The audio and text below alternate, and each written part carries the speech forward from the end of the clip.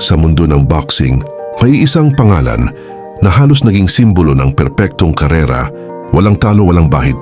Puro panalo. Si Floyd Mayweather Jr., kilalang kilala bilang Money Mayweather. Isang atleta na hindi lang nakipaglaban sa ring, kundi nagpakita rin ng matinding dominasyon sa mundo ng pera. Ngunit ngayon, may mga tanong na bumabalot sa kanyang pangalan. Nalulugi na nga ba siya? Unti-unti na bang nauubos ang kanyang yaman? At ano nga ba ang issue na inuugnay sa kanya at sa Netflix? Ito ang mas malalim na kwento sa likod ng isang alamat. Pero bago po ang lahat, baka pwedeng palike ang videong ito, kaibigan. Huwag mo na ring kalilimutang mag-subscribe dahil napakalaking tulong na ito para sa aming mga content creators. Maraming salamat po. Noong kasagsagan ng kanyang karera, si Floyd Mayweather ay hindi lang basta boxer. Isa siyang negosyo. Sa bawat laban niya, milyon-milyong dolyar ang pumapasok. Pay-per-view pa lang, panalo na siya. Isama pa ang sponsorships, endorsement to ticket sales. At higit sa lahat ang laban niya laban kay Manny Pacquiao. Isang laban na tinuturing na pinakamalaking boxing event sa kasaysayan. Dito kumita si Mayweather ng daan-daang milyong dolyar sa isang gabi. Isang gabi na kayang baguhin ang buhay ng kahit sino. Pero para kay Mayweather, simula pa lang yun ng kanyang yaman. Dahil hindi siya tulad ng ibang boxer na umaasa lang sa laban. Siya mismo ang nag-promote ng sarili niyang fights. Ibig sabihin, hindi lang siya bayad bilang fighter. Kumikita rin siya bilang promoter. Isang matalinong galaw na nagpalaki pa lalo sa kanyang kita. Pero tulad ng lahat ng bagay, nagbabago ang panahon. At dumating ang punto na kailangan niyang huminto. Pagkatapos ng kanyang undefeated career, nag-retire si Mayweather sa professional boxing.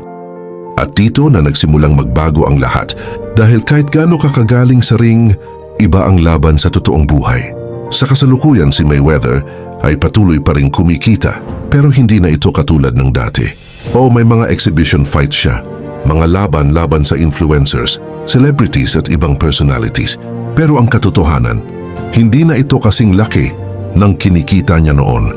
At habang bumababa ang kita, ang kanyang lifestyle ay nananatiling mataas. Luxury cars, private jets, designer clothes, at milyon-milyong cash.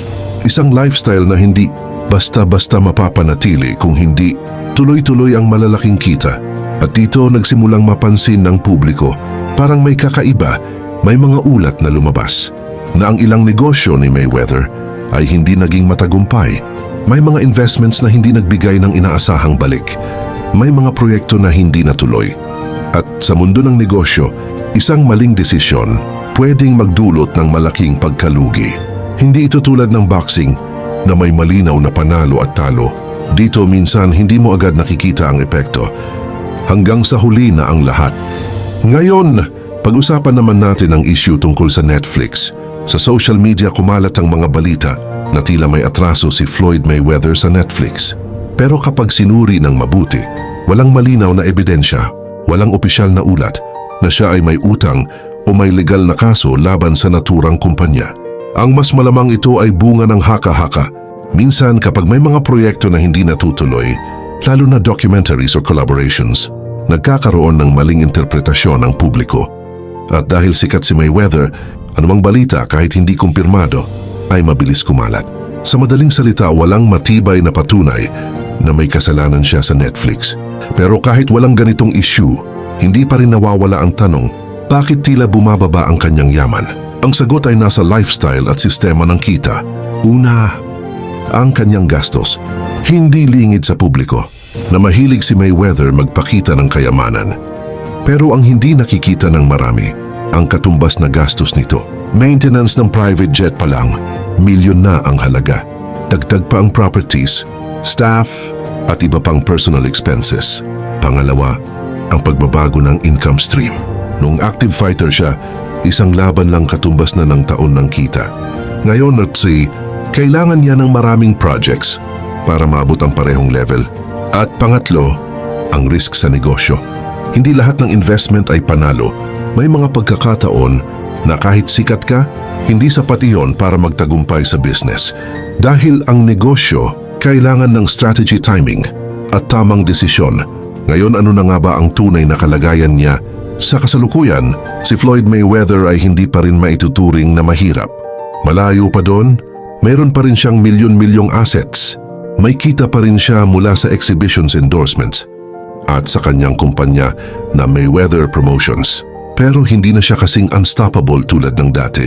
At iyon ang malaking kaibahan mula sa pagiging hari ng ring. Ngayon, isa na siyang negosyante na kailangang mag-adjust sa bagong realidad. At dito pumapasok ang mas malalim na aral. Hindi lahat ng kumikita ng malaki ay nananatiling mayaman habang buhay. Dahil ang tunay na laban ay hindi kung paano ka kumita, kundi kung paano mo pinapangalagaan ang iyong yaman. Sa kwento ni Floyd Mayweather, makikita natin ang dalawang mukha ng tagumpay. Ang una, ang mabilis na pag-angat. At ang pangalawa, ang mahirap na pagpapanatili. Dahil sa huli ang pera ay hindi nauubos sa isang iglap. Unti-unti itong nawawala sa bawat maling desisyon, sa bawat sobrang gastos, at sa bawat pagkakataong hindi na paghandaan. Si Floyd Mayweather ay nananatiling isang alamat. Walang makakabura sa kanyang record. Walang makakatalo sa kanyang legacy. Pero ang kanyang kasalukuyang sitwasyon ay paalala sa lahat na kahit gaano kakalakas, kahit gaano kakayaman, ang tunay na laban ay hindi natatapos sa ring. Ito ay nagpapatuloy sa bawat araw ng iyong buhay. At sa laban na iyon, walang audience, walang referee, at walang second chance. Ikaw lang. At ang mga desisyon mo, isipin mo ito. Paano kung ang isang taong sanay sa milyon-milyon kada laban ay biglang mawalan ng parehong daloy ng kita? Paano kung ang money na kanyang palayaw ay maging paalala na lamang ng kanyang nakaraan? May mga haka-haka rin na ang kanyang patuloy na pag-akyat sa exhibition fights ay hindi lang para sa kasiyahan, kundi maaaring dahil kailangan niya pa rin kumita. At dito pumapasok ang isang mas malalim na tanong. Ano nga ba ang mangyayari kapag ang isang alamat ay tuluyang maubusan? Sa mundong mabilis magbago, ang kasikatan ay pwedeng mawala, ang pera pwedeng maubos, at ang mga taong dating nakapaligid pwedeng unti-unting maglaho. Ito ang realidad na kinakaharap ng ilang atleta matapos ang kanilang kasikatan, at si Mayweather ay maaaring hindi rin ligtas dito. Ngunit sa kabila ng lahat, nananatili ang kanyang pangalan sa kasaysayan. Hindi mabubura ang kanyang mga panalo. Hindi matitinag ang kanyang legacy sa boxing. Pero ang tanong, sa hinaharap, mananatili ba siyang money? O isa na lamang paalala na kahit ang pinakamayaman ay pwedeng makaranas ng pagbagsak? Ito ang kwento na patuloy nating babantayan. Dahil minsan, ang pinakamalakas na laban ay hindi sa loob ng ring, kundi sa tunay na buhay. Ito ang kwento ni Floyd Mayweather. Hindi lang isang kampiyon, kundi isang tao na patuloy na hinaharap ang realidad sa likod ng kanyang tagumpay. Ikaw, ano ang masasabi mo sa videong ito? Ibahagi mo naman ang iyong komento sa ibaba at sabay-sabay nating pag-usapan yan. Huwag mo na rin kalimutang mag-like at subscribe para sa mas marami pang updates gaya nito.